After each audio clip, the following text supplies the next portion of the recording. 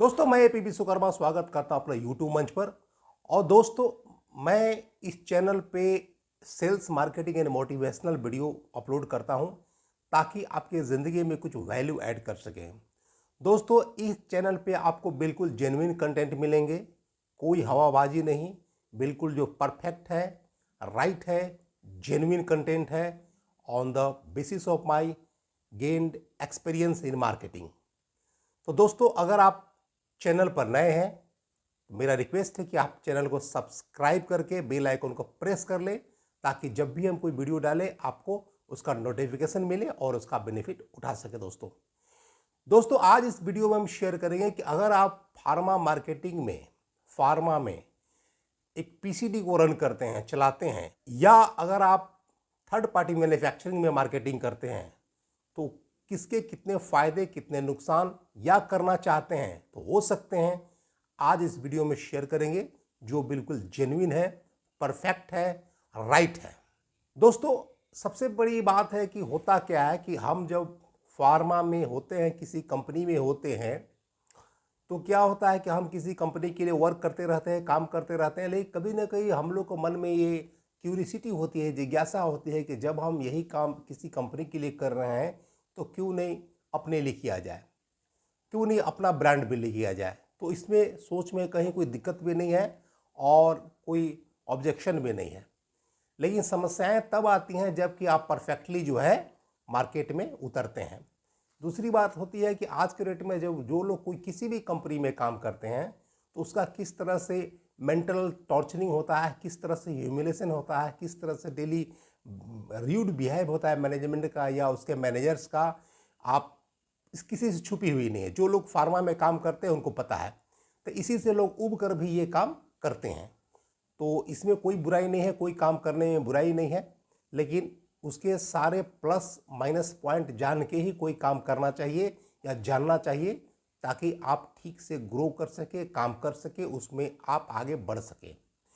तो दोस्तों, फार्मा में या मार्केटिंग में आने के ऐसे तरीके तो बहुत सारे हैं, लेकिन स्पेशली जो जनरली वेरी कॉमन तरीका होता है वो होता है, या तो आप पीसीडी काम करते हैं, पीसीडी फ्रेंचाइजी लेते हैं, किसी कंपनी का फ्रेंचाइजी या पीसीडी जिसको बोलते हैं प्रोपगेंडा कम डिस्ट्रीब्यूशन, उसी को लोग शॉर्ट में पीडी बोलते हैं, लेकिन होता है पीसीडी, होता है प्रोपगेंडा कम डिस्ट्रीब्यूशन होता है। दूसरी होता है थर्ड पार्टी मैन्युफैक्चरिंग, जिसको ऑन कंपनी, अपनी कंपनी लाना बोलते हैं। तो इसमें क्या डिफरेंसेज होते हैं, क्या माने प्लस माइनस पॉइंट है, क्या प्रॉफिट क्या लॉस है, इस पे हम वीडियो पे शेयर करेंगे, चर्चा करेंगे। तो आपसे मेरा रिक्वेस्ट है कि आप वीडियो को शुरू से अंत तक देखिए, तभी आप जज कर पाएंगे। इसमें हमने 10 पॉइंट्स बताए हैं, 10 पॉइंट बताए हैं। अगर आप हमारी बातों से सहमत है तो कमेंट कीजिए, अगर हमारी बातों से जहां सहमत नहीं है वहां भी कमेंट करके हमको आप सलाह दीजिए, सुझाव दीजिए, कहाँ हम गलत हैं, हमें क्या कहना चाहिए। तो लोग पीसीडी क्यों करते हैं, थर्ड पार्टी मैन्युफैक्चरिंग क्यों करते हैं, इसके थोड़ा सा डिफरेंसेस क्या है, किसमें क्या प्रॉफिट क्या लॉस है, इस पर हम डिस्कस कर रहे हैं। तो सबसे पहले ऑन द बेसिस ऑफ बोलेंगे इन्वेस्टमेंट। दोस्तों, हमारे भाई लोग मतलब तरह तरह से, किसकी, हर आदमी की अलग अलग कैपेबिलिटी होती है, अलग अलग फाइनेंशियल क्षमता होती है, काम करने की क्षमता होती है, उसके अनुसार अपना मार्केट में काम करते हैं। तो इसमें कोई बुराई नहीं है, काम करना भी चाहिए। तो सबसे ऑन द बेसिस ऑफ बोलते हैं नंबर 1 इन्वेस्टमेंट। दोस्तों, अगर आप कोई पीसीडी काम करते हैं, फार्मा का फ्रेंचाइजी लेते हैं, तो आपको एक लो इन्वेस्टमेंट में, कम इन्वेस्टमेंट में आप उस काम को शुरुआत कर सकते हैं। मतलब किसी के अगर 10,000 रुपया भी है तो एक अच्छा रेंज ले सकता है, किसी के पास 20,000 रुपया है तो एक अच्छा रेंज ले सकता है, किसी के पास मान लिया अगर 30, 40, 50,000 रुपया है वो भी अच्छा रेंज लेकर के काम कर सकता है। इसके फ़ायदे ये होते हैं कि आपको बहुत कम इन्वेस्टमेंट में आप काम को शुरुआत कर सकते हैं। कोई 5 डिब्बा 10 डिब्बा इस तरह से भी आप लेके शुरुआत कर सकते हैं, इसमें कोई दिक्कत नहीं है, कोई परेशानी नहीं है और आप ये शुरुआत कर सकते हैं। दूसरी तरफ अगर हम आते हैं, अगर थर्ड पार्टी मैन्युफैक्चरिंग में आते हैं, जिसको ओन कंपनी बोलते हैं, तो हालांकि बहुत लोग तो बोलते हैं कि कंपनी 5 लाख में आ जाएगा, कंपनी 3 लाख में आ जाएगा, मार्केट में चल जाएगा, रन कर जाएगा, लेकिन ये हमारी नज़र में बिल्कुल रॉन्ग है, गलत है, यह प्रैक्टिकली संभव नहीं है। अगर आपके जेब में मिनिमम अगर 20 लाख रुपीज़ है 20 लाख रुपया, तब आप सोच सकते हैं कितना सरवाइव होगा, कितना प्लस होगा, माइनस होगा, वो अलग की बात है। लेकिन आपके जेब में अगर 20 लाख रुपये 20 लाख रुपये से कम है तो आप कभी भी गलती से भी ऑन कंपनी या थर्ड पार्टी मैन्युफैक्चरिंग के बारे में नहीं सोचिएगा। अब एक सीधा एग्जाम्पल बता रहे हैं, सपोज कीजिए, एग्जाम्पल बता रहे हैं, सपोज कीजिए कि आप मतलब कोई एक हेडक्वार्टर को लॉन्च किए, वहाँ पे कोई आप एक मेडिकल रैप को रखे हैं, तो सपोज कीजिए मान के चलते हैं आपके पास 20 लाख रुपये है और आपने एक मेडिकल रैप को रखा जिसका मंथली खर्च होता है कम से कम 20,000 रुपया मिनिमम, इससे कम नहीं होगा। दूसरा, हम मान के चलते हैं कि आपका इन्वेस्टमेंट, आपका भी अपना खर्चा बहुत मिनिमम एकदम मिनिमम 30,000 रुपया आपको मान के चलते हैं। और चौथा, उसके लिए आपको उसका सीनेफ होगा, ऑफिस होगा, उसका भी खर्च मान के चलते हैं हम 10,000 रुपया मान के चलते हैं। मतलब कहने का मतलब ये है कि आपको 20 लड़का, आपका 30 + 10 मतलब 60,000 रुपीज़ आपको पर मंथ का खर्चा है वहाँ पे दोस्तों। और आप ऑलमोस्ट प्रॉफिट और मार्जिन की लीजिएगा तो 30 to 40% है। अगर हम 40% भी मान के चलते हैं दोस्तों, तो अगर आपको वहाँ पे 1 लाख का सेल जनरेट करने में आपको हालत ख़राब हो जाएगा। 1 लाख का सेल का मतलब कि पर मंथ 1 लाख का कलेक्शन। अगर आप 1 लाख का सेल जनरेट कर भी लेते हैं, कलेक्शन आ भी जाता है, तो वो आप उस हेडक्वार्टर में पर मंथ 20,000 के लॉस में रहेंगे, क्योंकि 1 लाख में 40,000 को बेनिफिट होगा और 60,000 का खर्चा है। अगर आपको मान लिया 5 अगर हेडक्वार्टर आप लॉन्च करते हैं सपोज कीजिए, तो आपको इन्वेस्टमेंट कितना है?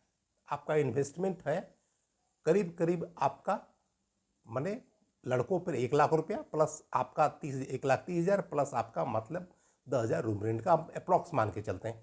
1,40,000 आपका पर मंथ खर्चा है, फिक्स्ड कॉस्ट है, इसमें कहीं कोई डाउट नहीं है। लेकिन आपका 5 हेडक्वार्टर में कितना रिटर्निंग आएगा नहीं आएगा कहना बड़ा मुश्किल है। अगर मान के चलते हैं 5 हेडक्वार्टर से अगर आपका 2 लाख कलेक्शन आ भी जाता है, 3 लाख आ भी जाता है, तो आपका जो कॉस्ट है करीब करीब 1.5 लाख रुपया, अगर 3 लाख आता है तो आप मान के चलिए कि आपका कम से कम 1,20,000 आया, आपका कॉस्ट है 1,40,000 50,000, वहाँ भी आप प्रॉफिट नहीं है। अगर 5 हेडक्वार्टर से अगर 5 लाख आने लगेगा तो आप प्रॉफिट जनरेट कर पाते हैं, आपको होने लगेगा दोस्तों। लेकिन it is not so easy, इतना आसान नहीं जितना हमने बोल लिया। एक एक टैबलेट के लिए, एक एक स्टेप के लिए बहुत मारामारी आज के डेट में, खासकर पोस्ट कोरोना पीरियड के बाद। इसलिए अगर आपके जेब में 20 लाख रुपीज़ है, डॉक्टर पर होल्ड है, एक हेडक्वार्टर से अगर आप 2 लाख का सेल निकाल सकते हैं पर मंथ, तब आप सोचिए। अगर 5 हेडक्वार्टर रखे हैं तो अगर 5 लाख का मिनिमम सेल, बेयर मिनिमम निकाल सकते हैं, तब आप सोच सकते हैं। यू कैन थिंक, आप एनालिसिस कर लीजिएगा दोस्तों। ये इन्वेस्टमेंट की बात है। दूसरी बात आते हैं एरिया। देखिए, आप पीसीडी में जब आप कोई भी आप एक डिस्ट्रिक्ट लेकर के, 2 डिस्ट्रिक्ट लेकर के आप शुरुआत कर सकते हैं। एक रिस्ट्रिक्टेड एरिया होता है, उससे बेसी आप बाहर नहीं काम कर सकते हैं, क्योंकि जो कंपनियां हैं पीसीडी वाले दूसरे को दे देती है। ये इसका रिस्ट्रिक्शन है, आपका एग्रीमेंट के अनुसार आपको काम करना पड़ेगा। दूसरी, आपको जब आप थर्ड पार्टी में काम करते हैं तो आप full fledged all over India कहीं भी काम कर सकते हैं, इसमें कहीं कोई डाउट नहीं है दोस्तों। ये इसका बेनिफिट है दोस्तों। तो आप ऑल ओवर इंडिया में कहीं भी काम कर सकते हैं, कोई रोक टोक नहीं। लेकिन करना कर सकते हैं, और करना उतना आसान नहीं है, क्योंकि हर एरिया में हैवी इन्वेस्टमेंट होता है, उतना रिटर्निंग नहीं हो पाता है। इसलिए ये बहुत मुश्किल बात है, टफ बात है। अब दोस्तों बात करते हैं कि आपका रेट क्या रहता है। देखिए, होता क्या है कि जब आप कोई पीसीडी काम करते हैं, उस कंपनी का एक फिक्स रेट होता है, और वो भी समझिए मान के चलिए जब आप टाइम टू टाइम लीजिए तो वो भी इंक्रीज़ करते रहता है। ऐसा नहीं कि फिक्स्ड है। मान लें आप इस बार लीजिए, कुछ अलग रेट हो सकता है, अलग बैच में नया बनेगा तो उसको अलग रेट हो सकता है, तो उसका रेट हमेशा वेरी करते रहता है, उसका कोई फिक्स्ड रेट नहीं है। तो आप मान के चलिए, प्लस उसका एक एमआरपी वगैरह सेट किया हुआ वहीं से रहता है, उसमें आप कोई मॉडिफिकेशन अल्ट्रेशन नहीं कर सकते हैं दोस्तों। लेकिन जहाँ तक ऑन की बात कीजिएगा, थर्ड पार्टी में कीजिएगा, तो वहाँ क्या है कि आप अपने अनुसार कोई भी एमआरपी रख सकते हैं, कोई भी मतलब अल्ट्रेशन कर सकते हैं एक पर्टिकुलर बैच में। वो आप पर डिपेंड करता है कि आप किस तरह से काम करते हैं दोस्तों। चौथा डिपेंड करता है, अब मोनोपोली की बात करते हैं तो मोनोपोली में क्या होता है कि जब आप पीसीडी में काम करते हैं तो आपको कंपनी देखती है कि जब मेरा उस एरिया में एक ठीक ठाक सेल हो गया तो हो सकता है कंपनी का मल डोलने लगता है, कंपनी का मतलब थोड़ा सा हो सकता है इंटेंशन में डिफरेंसेस आने लगते हैं, तो उसको लगता है कि ये क्यों नहीं हम इसको हटा के दूसरा को दे दें, एक इस तरह की बात आती है। तो वहाँ आपका एग्रीमेंट फेल भी हो भी सकता है, ऐसा चांसेस है, और नहीं हुआ तो अच्छी बात है। तो वहाँ एक मोनोपोली वाला जो है एक इशू रहता है हमेशा। और इधर बात करते हैं आप थर्ड पार्टी में बात करते हैं, यहाँ पे आपका ऑल एंड सोल मोनोपोली है, कहीं कोई दिक्कत नहीं है। आपको जिस एरिया में काम करना है कीजिए, जिस एरिया में काम कर सकते हैं कीजिए, लेकिन वही बात है कि एरिया का अपना एक्सपेंसेस है, अपना कॉस्ट है, वो आपको माने कॉस्ट बेयर करना पड़ेगा, ये मान के चलिए। तो मोनोपोली की बात करें तो वहाँ जहाँ आपको उस पर डिपेंडेंसी है, यहाँ कोई डिपेंडेंसी नहीं है, तो आप अपना ये कर सकते हैं। उसके बाद करते हैं पेपर वर्क की बात करते हैं। तो पीसीडी आपको बहुत सारा पेपर वर्क नहीं है, थोड़ा बहुत अपना स्टॉकिस्ट लेवल पे आपको मैनेज करना है, उस बाकी स्टॉकिस्ट सब करेगा। लेकिन यहाँ आते हैं तो आपको बहुत सारा सीएसटी हुआ, जीएसटी हुआ, या मान लिया एक्सपायरी हुआ, ब्रेकेज हुआ, अकाउंट स्टेटमेंट हुआ, बहुत सारी बातें ये होती है जो आपको हर पार्टी को देना पड़ेगा, करना पड़ेगा, तो आपका यहाँ वर्कलोड बढ़ जाता है। और हम प्रॉफिट ऑफ मार्जिन की बात करें तो दोनों में प्रॉफिट ऑफ मार्जिन पीसीडी में आप मान के चलिए कि एक 30 to 40% आपको ओवरऑल जब एक्सपायरी, ब्रेकेज, डील, बोनस सब कुछ जब निकाल के देखिएगा तो आपको अप्रॉक्स मैंने 30 to 40% आपको मार्जिन बचता है, मैंने मैक्सिमम 40% का मार्जिन बचता है। तो ये इशू होता है, और यही सेम बात आपको थर्ड पार्टी में भी रहेगा, अप्रॉक्स प्रॉफिट ऑफ मार्जिन उतना ही रहता है। उसकी बात करते हैं एक्सपायरी ब्रेकेज की बात करते हैं। देखिए पीसीडी में क्या होता है कि आपको चूँकि हालांकि बहुत कम क्वांटिटी मंगाते हैं, कोई बॉक्स मंगाते हैं आप, कोई मतलब 5 डिब्बा 10 डिब्बा इस तरह मंगाते हैं, तो आपका एक्सपायरी का ब्रेकेज का चांसेस बहुत कम रहते हैं।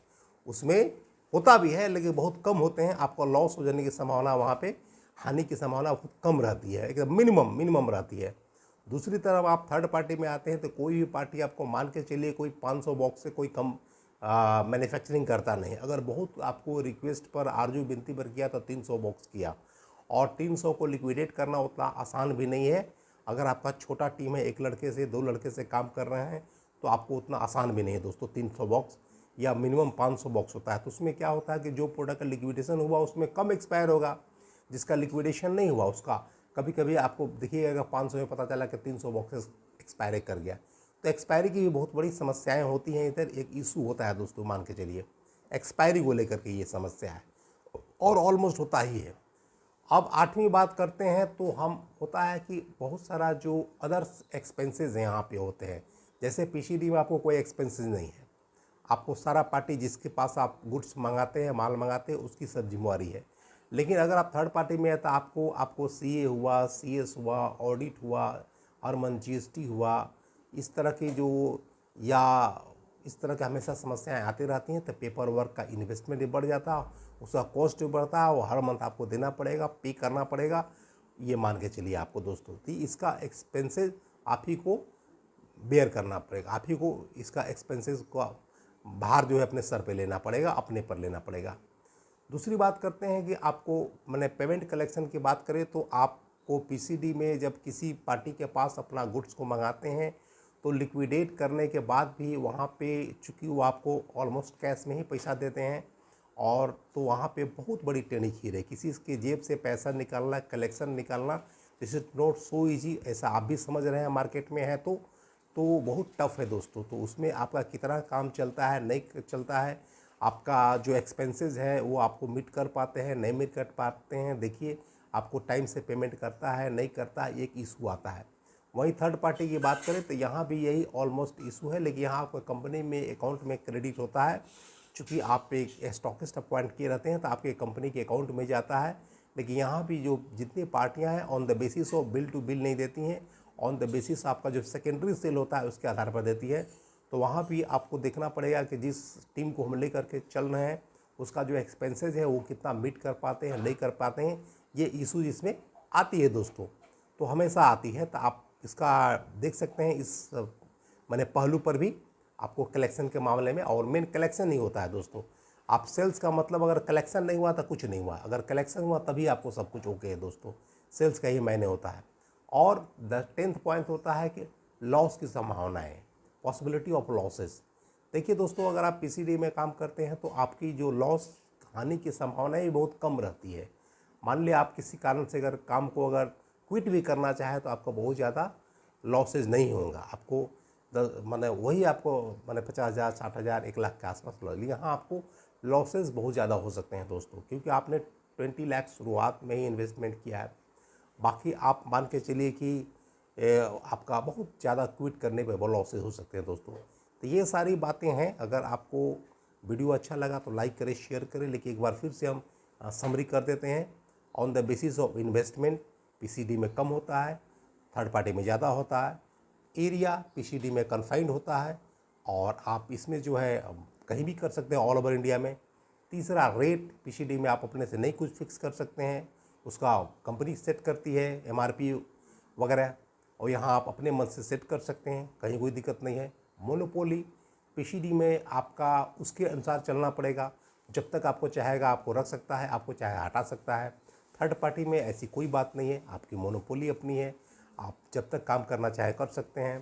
पेपर वर्क पीसीडी में ऑलमोस्ट कुछ नहीं है। यहाँ पे बहुत ज़्यादा पेपर वर्क होता है, पार्टी का ये बनाइए वो बनाइए, सब कुछ बनाना पड़ता है। और प्रॉफिट ऑफ मार्जिन की बात करें, छठी बात है, तो ऑलमोस्ट दोनों में सेम ही होता है। प्रॉफिट ऑफ मार्जिन जो है जितना उसमें होता है उतना इसमें होता है, इसमें कहीं कोई डिफ्रेंसेज नहीं होते हैं।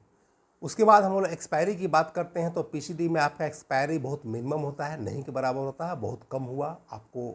और थर्ड पार्टी में हैवी एक्सपायरी होता है या हो जाता है या होने की संभावना रहती है। और आपको अदर एक्सपेंसेस, इन्वेस्टमेंट की बात करें, खर्चे की बात करें तो पीसीडी में आपको बहुत कुछ नहीं है। आप जिसके पास गुड्स मंगाते हैं वो पार्टी सब करता है। इधर आप मंगाते हैं तो आपको बहुत सारा सीएस हुआ, सीएसटी हुआ, ऑडिट हुआ, जीएसटी हुआ, बहुत सारा आपका लोड ये रहता है। इसके खर्चा इन्वेस्टमेंट आपको रहता है। और आपको 9th बात करें, पेमेंट कलेक्शन की बात, तो पीसीडी में भी बहुत कलेक्शन टफ होता है दोस्तों। हमेशा वो आपको पैसा कैश में देगा, उससे आप कितना एक्सपेंसेस मीट कर सकते हैं वो देखना पड़ेगा आपको, on the basis of secondary देगा। और ऑलमोस्ट यही हाल इधर है, लेकिन यहाँ आपका अकाउंट में क्रेडिट होगा, कंपनी के अकाउंट में क्रेडिट होगा, ये बात है। यहाँ आप कोई कैश ट्रांजैक्शन नहीं कर सकते हैं दोस्तों, ये बात है। और 10th बात है कि अगर आप क्विट करना चाहें तो आपको पीसीडी में लॉस मिनिमम होगा, नहीं के बराबर होगा।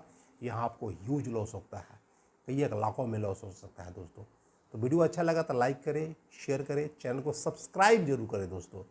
आप सब्सक्राइब करते हैं तो मेरा भी मोटिवेशन मिलता है, बढ़ता है। और आप चैनल को सब्सक्राइब करके बेल आइकन को प्रेस करें ताकि जब भी हम नया वीडियो डालें आपको नोटिफिकेशन मिल जाए। और कुछ कमेंट करना चाहते हैं तो कमेंट भी करें, हम एक एक कमेंट का जवाब देते हैं, आपको कमेंट का वेट भी करते हैं। तो आज के वीडियो में इतना ही, मिलते हैं अगले वीडियो में, तब तक के लिए thanks for watching this video.